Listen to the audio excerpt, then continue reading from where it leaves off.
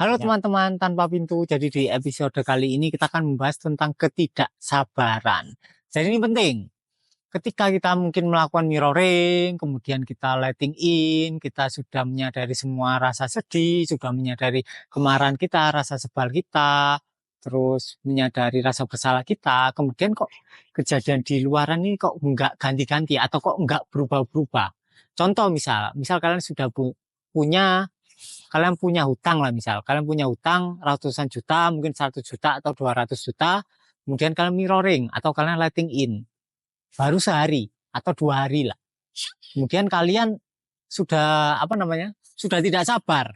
Loh, mana kok aku mirroring sekali kok hutangku tetap ada, belum belum apa, belum terbayar. Loh, kok kok kayaknya aku gagal nih, mirroringku kok kayaknya salah nih, letting in kok salah nih. Nah, yang perlu kita garis bawahi di sini, yang perlu kalian sadari adalah rasa tidak sabar kalian. Oke? Jadi kalau kalian punya hutang, kemudian kalian mirroring, kalian letting in, tidak serta-merta, tidak selalu besoknya hutang kalian lunas. Tidak selalu. Mungkin ada beberapa yang praktek letting in, 3 hari hutangnya lunas, atau 3 hari tiba-tiba ada yang membayar hutangnya. Tapi itu tidak semuanya.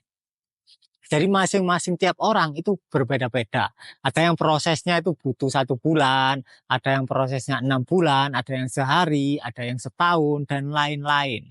Jadi bagi kalian yang sudah melakukan mirroring, sudah letting in, ataupun mungkin sudah melakukan materi-materi di peristiwa, kok hidup kalian belum banyak perubahan, nah kalian perlu menyadari rasa tidak sabar kalian. Oke, karena rasa tidak sabar identik dengan mungkin sedikit ada rasa kemarahan atau rasa tidak terima terhadap realita yang sedang terjadi. Oke, karena kita secara fisikal masih ada di ruang dan waktu. Oke, kita masih sebagai manusia. Jadi walaupun kita sadar bahwa kita adalah kesadaran, tubuh kita masih ada terikat dengan ruang dan waktu. Tentu saja untuk mengalami berbagai fenomena, fenomenanya ganti, kita tetap butuh waktu. Oke. Jadi mungkin kita butuh waktu seminggu, ada orang lain yang butuh waktu setahun, ada yang sebulan, ya udah, it's okay, nggak ada masalah. Jadi yang perlu kalian sadari adalah rasa tidak sabar kalian masing-masing. Kalau kalian punya utang 200 juta, ya udah disadari. Kayak caseku dulu lah. Aku pernah kena tipu itu hampir 300. Uangnya orang-orang 300, yang kebetulan invest ke aku, uangku sendiri 400. Nah, kemudian apa yang tak lakukan? Ya udah, dihatiin, disadari.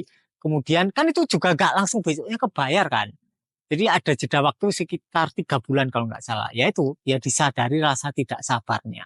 Pelan-pelan filmnya mulai ganti, pelan-pelan, pelan-pelan. Ya udah, akhirnya tiba-tiba ada peluang bisnis lain. Tiba-tiba aku bisa melunasi sekitar 700 juta itu. Bahkan dapat lebih. Jadi itu yang perlu kalian sadari, rasa tidak sabarnya. Dan ini juga ada poin penting lagi. Jadi ketika kalian melakukan mirroring atau letting in, pasti ada beberapa hal yang kalian mungkin jat sebagai hal-hal kecil, atau contoh misalnya kalian punya utang, kalian mirroring, kalian melakukan letting in, tiba-tiba tetangga-tetangga kalian itu jadi baik sama kalian, atau tiba-tiba kalian mendapatkan makanan-makanan gratis, atau tiba-tiba intinya ada berbagai hal-hal kecil dan itu positif. Nah, ini perlu kalian apresiasi, perlu kalian sadari, perlu kalian syukuri, kalian apresiasi. Nah, ketika kalian bisa mengapresiasi hal-hal kecil, kemudian hal-hal yang besar akan mulai datang secara beruntun. Jadi kalian perlu menyadari hal-hal kecil yang terlebih dahulu datang sebelum hal besar akan datang selanjutnya. Ini penting. Jadi kalau kalian belum bisa mengapresiasi perubahan-perubahan kecil, perubahan besar itu akan jadi lama untuk datangnya. Oke? Jadi kalian perlu menyadari hal-hal kecil terlebih dahulu, perlu kalian apresiasi, kemudian hal-hal besar akan mulai changing. Fenomena yang besar itu akan mulai berubah. Jadi kalau kalian fenomena yang besar menurut kalian itu adalah lunas hutang, fenomena yang kecil perlu kalian apresiasi terlebih dahulu. Contohnya tetangga kalian yang awalnya jahat tiba-tiba jadi baik, tiba-tiba istri kalian kok tiba-tiba buatin sarapan kalian, atau tiba-tiba sayang ke kalian yang sebelumnya tidak menunjukkan perhatian tertentu dan lain-lain. Jadi kalian perlu sadari dan perlu kalian apresiasi perubahan-perubahan kecil yang terjadi di sekitar kehidupan kalian. Jadi ini hal penting, tips dari tim tanpa pintu. Oke? Jadi jangan terlalu fokus dengan hal-hal yang besar, karena hal-hal yang besar tersusun dari hal-hal yang kecil. Oke? Jadi lebih apresiasi hal-hal kecil yang terjadi di kehidupan kalian. Berapa menit? 5. Mungkin perubahannya menurut kalian terlalu kecil atau mungkin sebentar, tapi it's okay. Kalian perlu apresiasi hal-hal kecil terlebih dahulu sebelum hal besar itu datang ke kehidupan kalian. Karena kecil dan besar ini hanya sebatas konsep dogma yang ada di kepala kalian. Kalau kalian sudah bisa mengapresiasi apa yang menurut kalian kecil, hal besar akan datang. Oke? Jadi lebih baik hal kecil dan hal besar itu tidak kalian pisahkan. Jadi kalian apresiasi semua hal positif yang datang di kehidupan kalian. Oke?